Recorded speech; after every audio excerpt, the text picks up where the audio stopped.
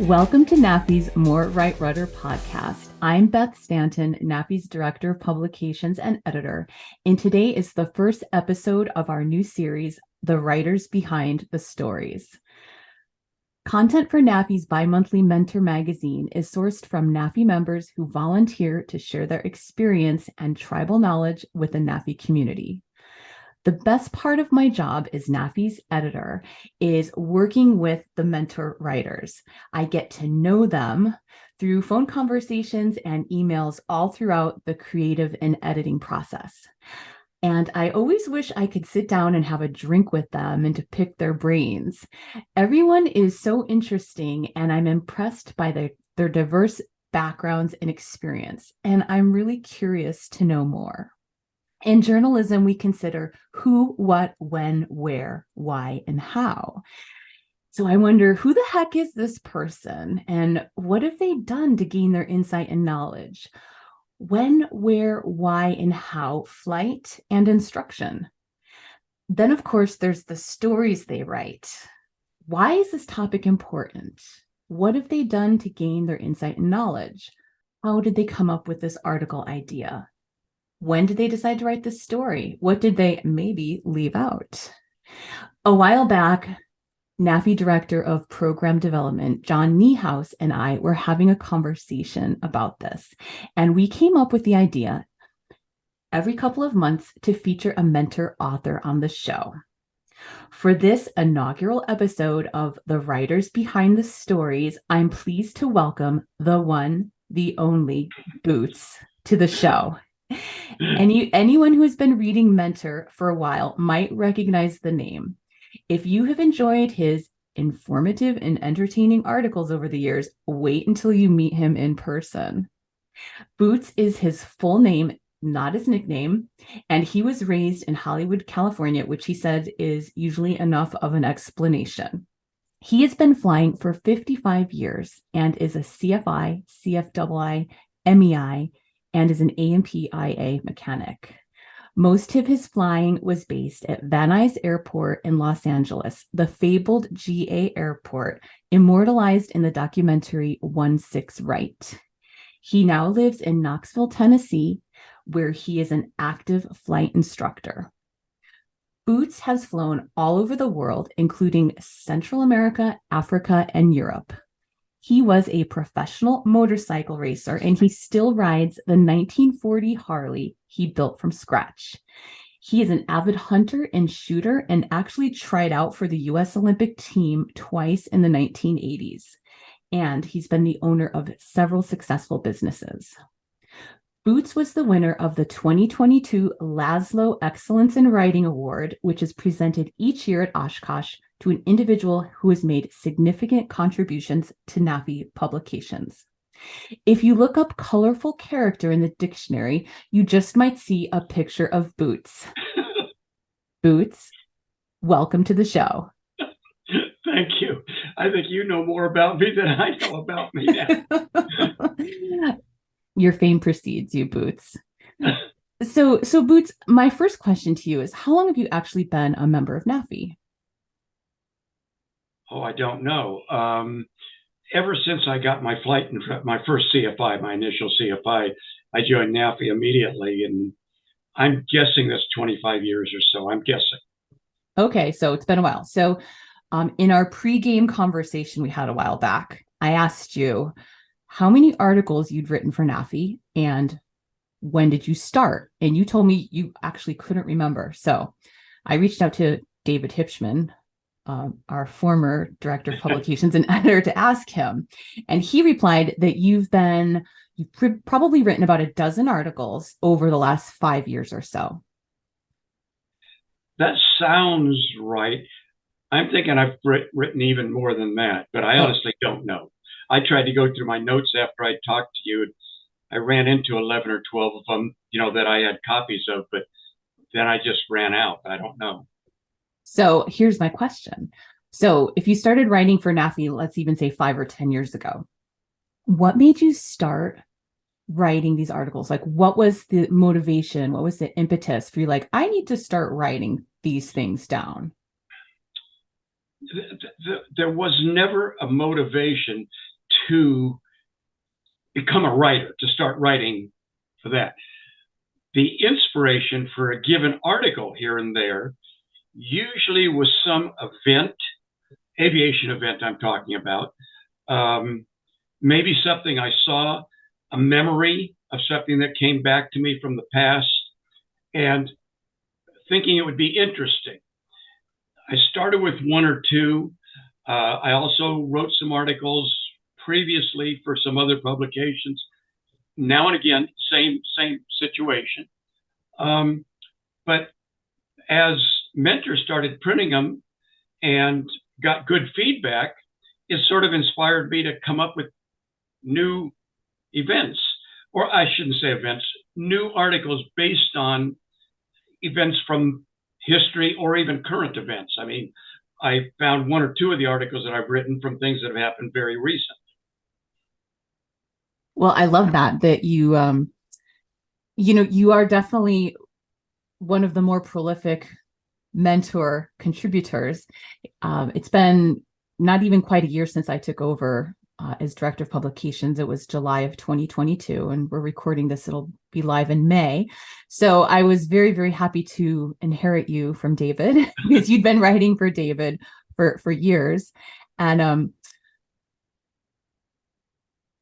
we do get, my impression of you, Boots, is you are so engaged. Now, listen, every person in aviation and every flight instructor, in my experience, has been very engaged, very passionate, very generous with wanting to support the community. I mean, think of any pilot that will take someone up for a ride, like with Young Eagles. And in the flight instruction community, everybody is so willing to help everyone else. And I like that saying, a rising tide lifts all ships. And so when you contribute your very prolific knowledge to the NAFI community, we're so grateful, and we really do get a lot of great feedback from you. And I was laughing because one of the first back and forths with, I think you wrote an article about chandelles, and then what? I'm sorry. About chandelles. Oh, yes.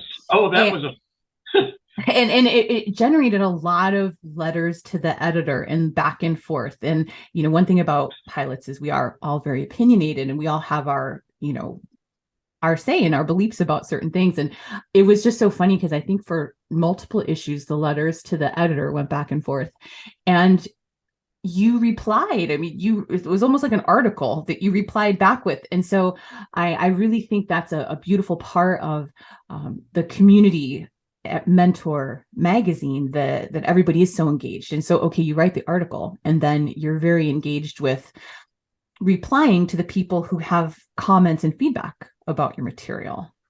Well, it seems like that's what you're supposed to do. That if somebody has a comment on your article, positive or negative, because, I receive both, you should reply. I mean, if not, it's just a one-way discussion. I write an article, take it or leave it. That's not a discussion. And I see it more as a discussion.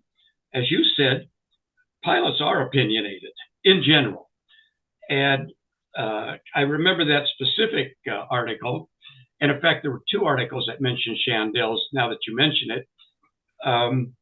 One, I hadn't thought of it till you just said it, when it inspired one to be careful what you teach, because I taught a new pilot how to do a chandelle and didn't tell him why.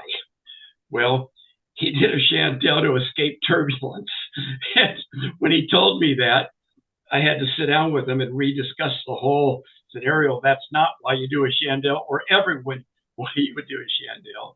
And another was an article when those people were killed canyon running, where I felt a chandelle could have gotten them out of it. Maybe. I don't know that as a fact, but I know nothing else could have, and 6 people died. So both of those got feedback of people look at chandelles in different manners. Some supported me, and others said that's absolutely the wrong thing to do, but it's their right to their opinion. Well, that's what's so interesting, because you think in the world that certain things are black and white, like this is up and this is down. And very little in aviation, especially in weather. Yeah. So, Boots, do you want to talk a little bit about that story? That there's a couple really compelling stories that Unfortunately, a lot of the lessons we learn in aviation are due to accidents or mistakes that people make. And of course, there's that saying, we don't have to make all the mistakes ourselves. We can learn from other people's mistakes. And I think when we examine mistakes, and of course, it's never any judgment call, but we can look back and Monday morning quarterback and say, what could we have done differently? And I think this is such an important part of what we do as a CFI community is we sort of share, these are what my experiences are or were, and this is what I learned, and then applying it to something that happened to hopefully prevent someone else from having an incident or an accident or a fatality. Exactly. So do you want to talk a little bit about that article with the canyon running, and so sort of what were the implications of that article? I'm sorry, which article again? I didn't understand that. So you talked about an article that you just mentioned it right now, where the people were killed in the canyon. Yeah. So can you give us a little background about that story? Yeah, there's some significant background. This was at the Van Nuys Airport back when there were a lot of general aviation airplanes at the Van Nuys Airport, and it was sort of a community. At one time, we had 1,200 GA airplanes there, non-jets, I mean, pistons. So we all knew each other, whether we were friends or not, or more or less all of us. There was a group I knew pretty well that used to go to brunch every Sunday. They would fly somewhere out of the Van Nuys Airport, within about 100 miles or so, and go to brunch. They were all self-taught formation pilots. That alone worries me. I've done a little bit of formation flying myself, being taught by a ex-military pilot. I do not consider myself proficient at formation flying, so I've done very little after getting the training. These people, to the best of my knowledge, had nearly no experience at that. Different types of airplanes, various speeds, and the person that was sort of the leader of the group also liked canyon running. I don't know, for people that are not familiar with Van Nuys, as you leave the Van Nuys Airport, you've got mountains everywhere, all the way around. The flights would normally go either north or east because there were a lot of restaurants at other airports up there. And he would like to take the formation down low in the canyons, canyon running. Once I saw it and realized what was going on, I didn't want anything to do with it. I told a number of people at the airport, they're going to kill themselves. There would be anywhere from 4 or 5 to 8 or 9 planes all doing this every Sunday morning to brunch.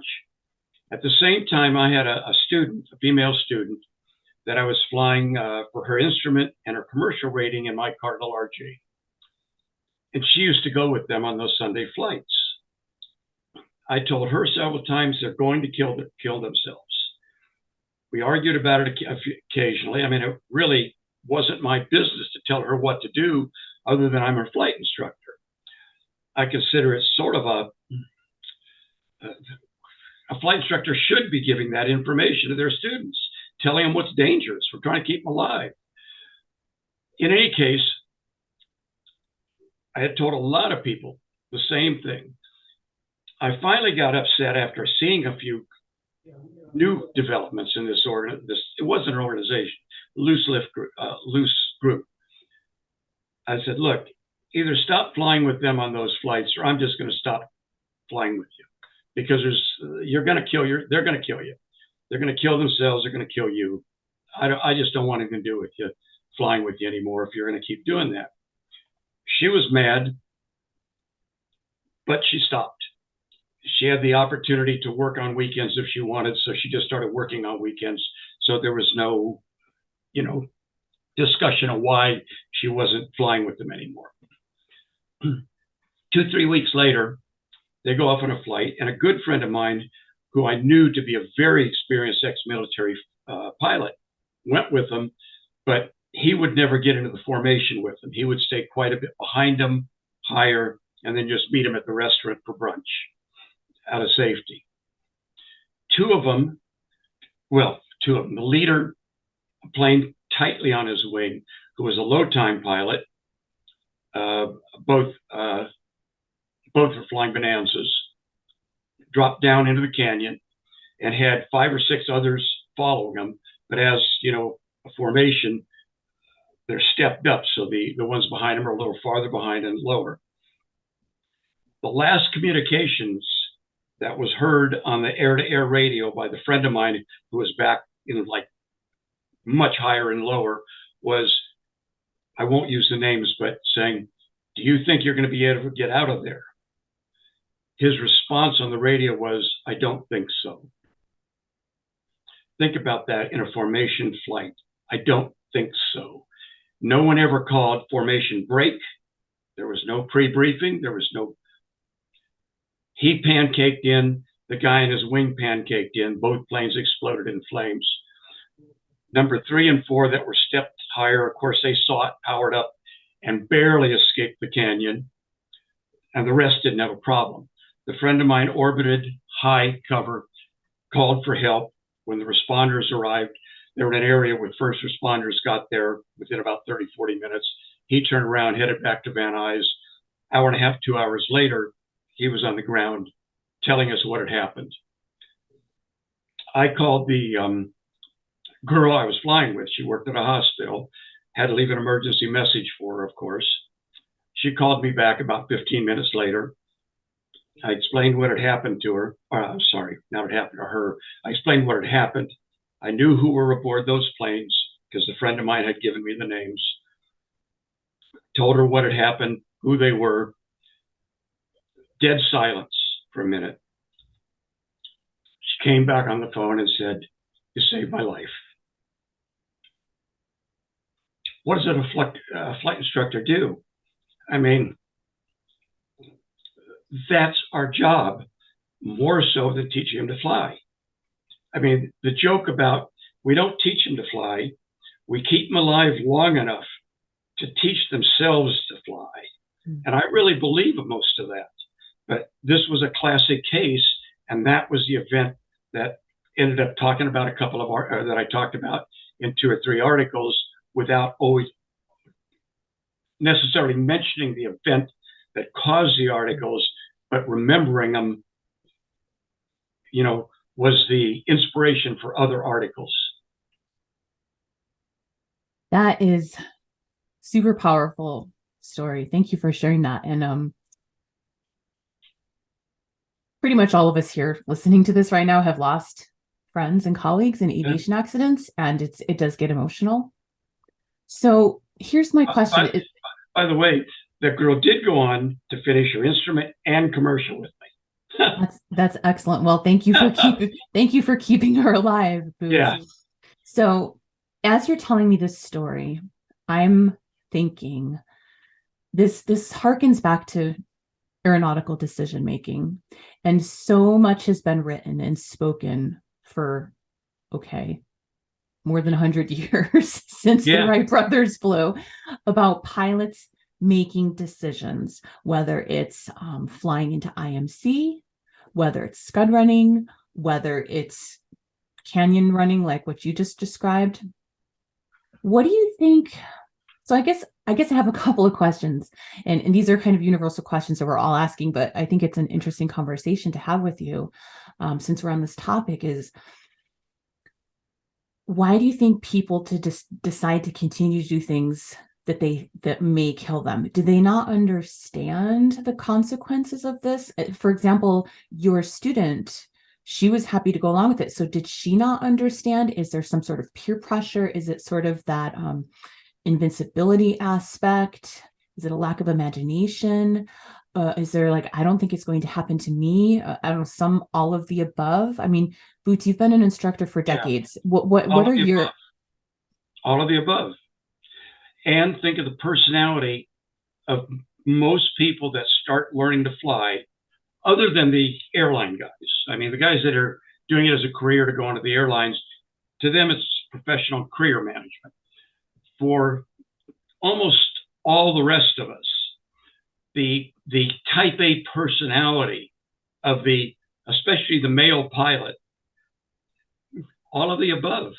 It's not going to happen to me. In fact, I'll bring up an incident.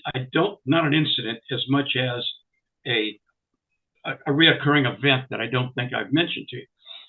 At one of the flying clubs that I'm a member of, I give safety meetings now and again. Various CFIs do.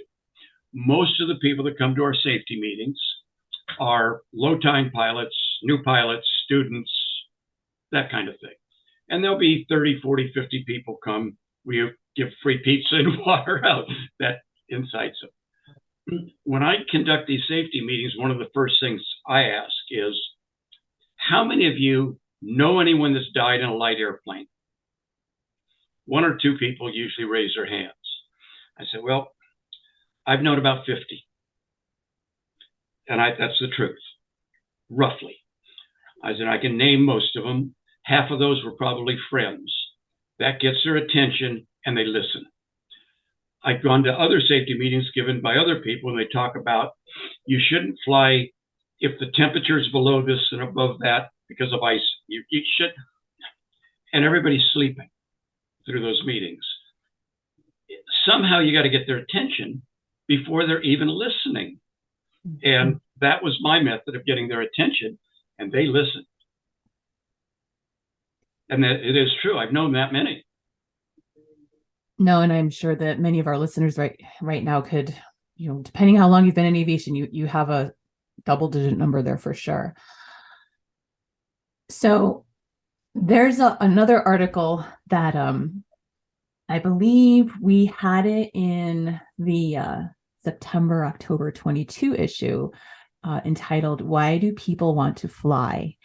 And you approached me about this article because you were part of, you were featured in an LA Daily Times cover newspaper. LA Daily News. LA Daily News newspaper. It's a different newspaper.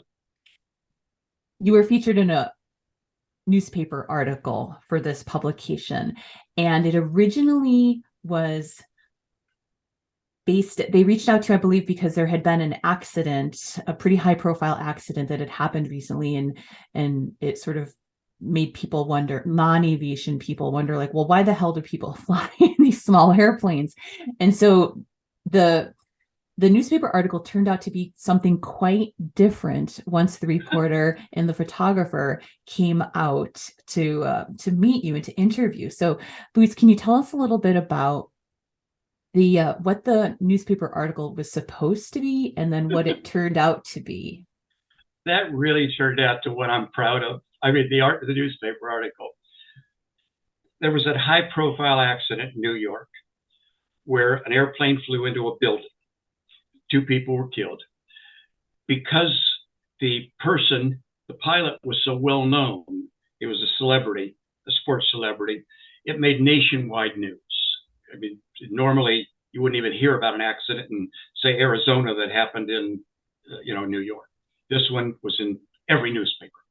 Following morning, a friend of mine who was a reporter from the LA Daily News, I wouldn't say a friend, but an acquaintance from the LA Daily News, called me, wanting me to do an interview on why do people fly. That was his comment. Why do you guys fly these little, airplanes? It's so dangerous, type of thing. I know from history, and AOPA tells us, and everybody else does, don't talk to reporters. Don't talk to the press. Don't talk to the media. They always want to make us look bad. They always want us to look like cowboys in the air. They're just going to make it look bad. And I talked to him. He said, look, the focus of the story, of course, is that accident, which is going to be a front page story tomorrow. We want something as a sidebar on why do you guys want to fly this stuff to start with. I promise you I won't make it into the kind of story you're worried about, though.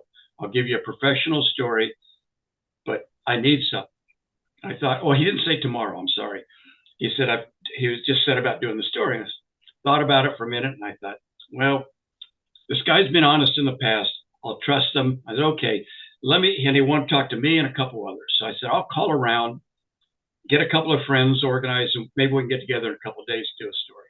No, he said, my deadline's 6 o'clock tonight. I'll be at your office in 20 minutes.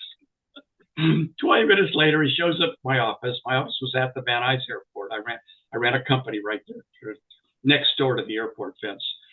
He shows up and he brings a cameraman. 20 minutes later, I'd made a couple of calls, had a couple of friends that were going to meet us there.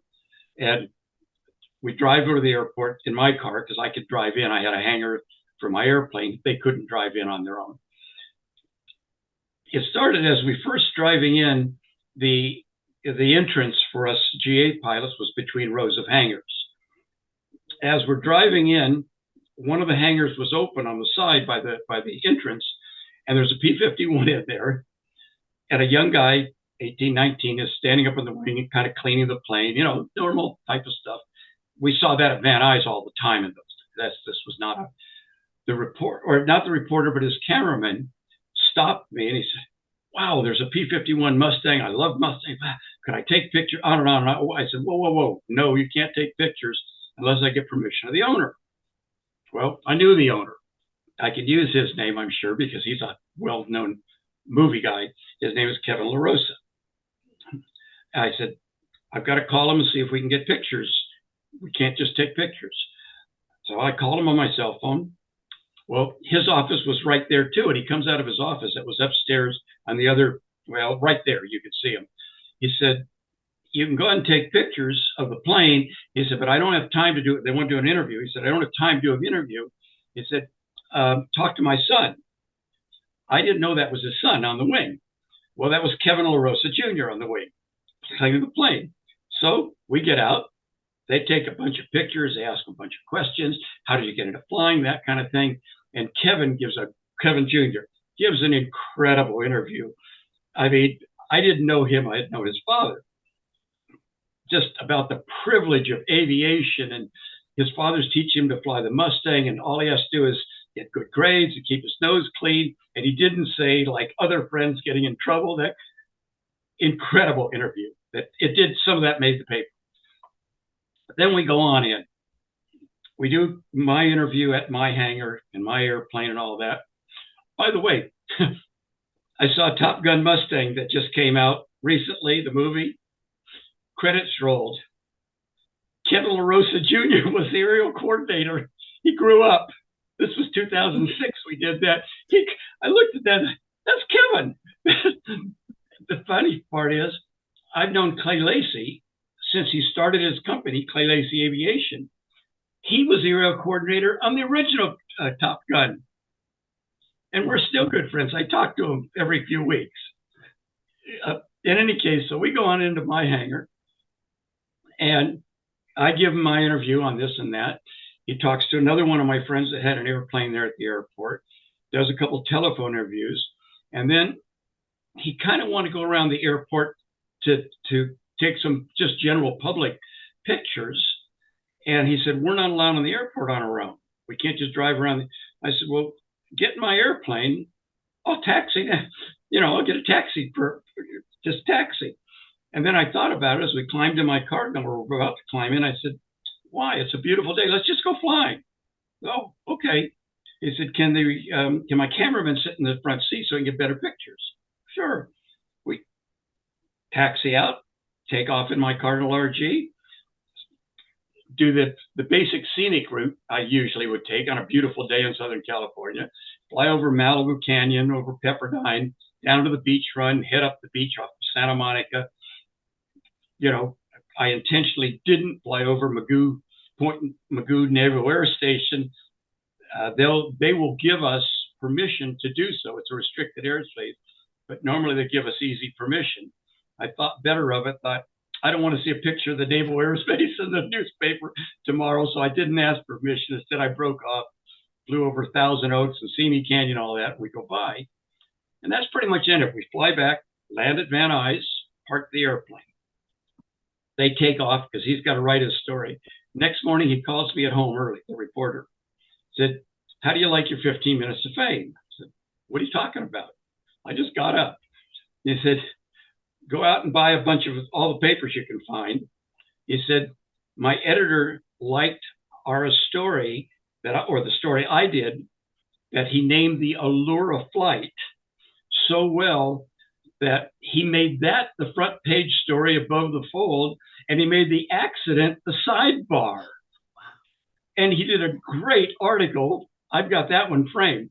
He did a great article on the beauty of GA flight instead of this horrible accident. And that's, the basis of an article that it triggered my memory. Well, that is an incredible story. And what I love so much about this whole story on many, many levels, Boots, is, again, the impetus was for this whole situation was this tragic accident that happened. And the fact that you turn that into being an ambassador for general aviation, for the world to see, because we need articles like that to try to explain to people who haven't flown or don't know about general aviation. Like pretty much everybody's gotten on a jetliner and flown at 35,000 feet to get from point A to point B. But obviously people who fly, whether it's for fun or for professional or instruction, it's a whole different world. And to sort of bring people into that experience of that world is just so amazing that you were able to do that. So like, you're an ambassador for aviation, and thank you. Besides being a great flight instructor and also sharing your knowledge with the flight instruction community, I mean, the fact that you were able to share that. So what was some of the feedback that you got from people on the article? I know obviously a lot of people read that, and what were some of the did you get any reactions that sort of were intrigued you? Or generally the feedback were exactly what you just stated, of instead of the front page being about accidents and the danger of flight, the front page being the beauty of flight. And the photo above the fold is, I didn't even know I'd taken that shot, was me in the Cardinal as I'm turning over Simi Valley, heading back toward Van Nuys, with a caption or something along those lines of the beauty of flight. I've seen that picture. It's a great picture. So last year when you received the Laszlo Writing Award, well-deserved, Boots. Thank you so much. And we're sorry you weren't able to be at Oshkosh to accept the award, but your student, Chris. Yeah, Chris Riley. Yeah, was able to accept it for you. One of the quotes, I said, okay, Boots, I need a quote from you for the article, because we wrote about you in the next issue of Mentor. You said, the most important thing I have learned as a CFI is how little I knew before I started instructing.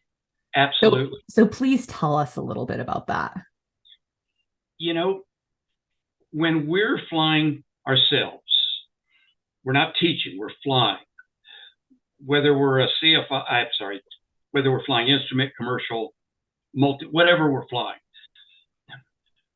I flew an Aerostar for a while.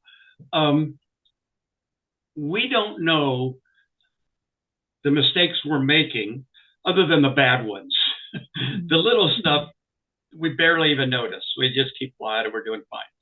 When we're instructing, we're sitting back, watching everything develop, trying to look for mistakes, not having to deal with the airplane. Therefore, we're learning from every mistake, or not even always a mistake. We're looking for ways to improve what the student is doing. And by doing so, it forces us to think ahead and almost predict what his next move would be and what our next move should have been if we were manipulating the control. I've learned a lot more teaching, and I've talked to other CFIs, including Chris Riley, who picked up that award. He was a primary student when I picked him up, and I got him through his instrument, commercial, and then CFI. We've talked about it, and he said the same thing. Now that he's teaching primary students, he's learned far more about flying than he ever knew since he started teaching. I think that's true of all of us. By the way, one point about that that award, when you called me to tell me I was winning this award, I was totally shocked. And I think I told you then, I failed English in high school. How do I win an award for writing? They failed me.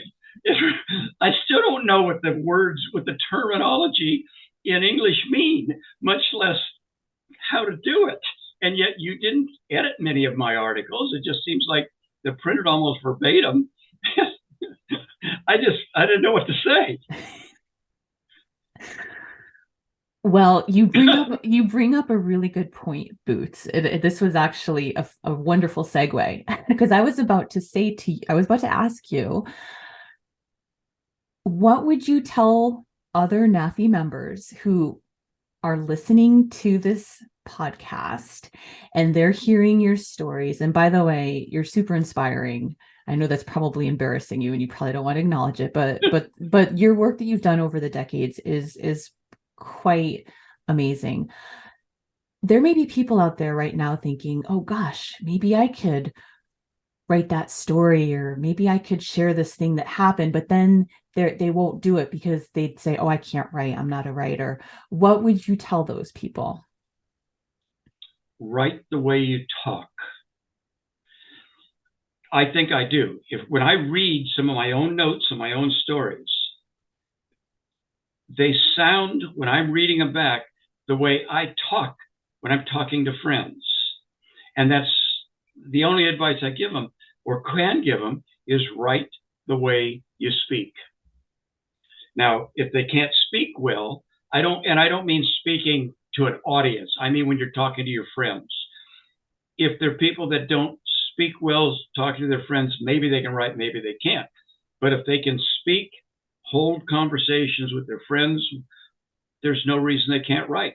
Use the same words, the same terminology. At least that's what I do. Well, I cuss less when I write. Can I tell you? I try to. And I hope my editor catches me if I don't, if I miss a few. Well, it's funny. I texted John Niehaus before we started this call, and I said, John, could I use the word hell on the podcast? He wrote back, I guess so. Well, I'm so glad you said that, because my stock response when people say I can't write or I don't know how to write, I think to myself, okay, what do pilots like to do best in the world? They like to tell stories about their flying exploits. And it's called hangar flying, and everybody does it. Yep. So I always tell people, sometimes I'm like, just take your iPhone or your device and just speak the story. So like exactly what you said, just speak the story like you were or record a story you're telling a friend. And then there's your story. There's actually software that is voice transcription software that I use, and you just plug in the recording and it transcribes it for you. So boom. I mean, obviously you have to clean it up a little, but so yeah, I guess we all have our stories to tell, and the community, both aviation community in general and flight instructor community is benefits from these stories. I mean, Boots, I'm so grateful for both of the stories that you told us just on the podcast here. They're very, very impactful. And if one story or one lesson that we impart to somebody, if they could either have that save their own life or a student, their student's life, or another fellow pilot's life, I mean, gosh, it's so worth it. Absolutely, just what you said. I had never thought of simply recording a conversation and turning it into a story that way. But of course, why not do that? And if you aren't very good at typing, give it to someone else to type up. In fact, I'll tell you a story along those lines. You know who Clay Lacey is, I'm sure. Yeah. Most people in aviation do. For 25, 30 years, his friends, including myself, tried to talk him into writing a book. He has stories that go back to the very, very early aviation days and can go on and on and on. An audience will be around him. He's so good. We couldn't get him to write a book, Went on for at least 30 years. Finally, he writes a book, a full book, comes out with it, self-published, vanity publishing, hardback. I owned a printing company for 20 years. I know what it costs. He spent a lot of money publishing these books. Wouldn't sell them to anybody.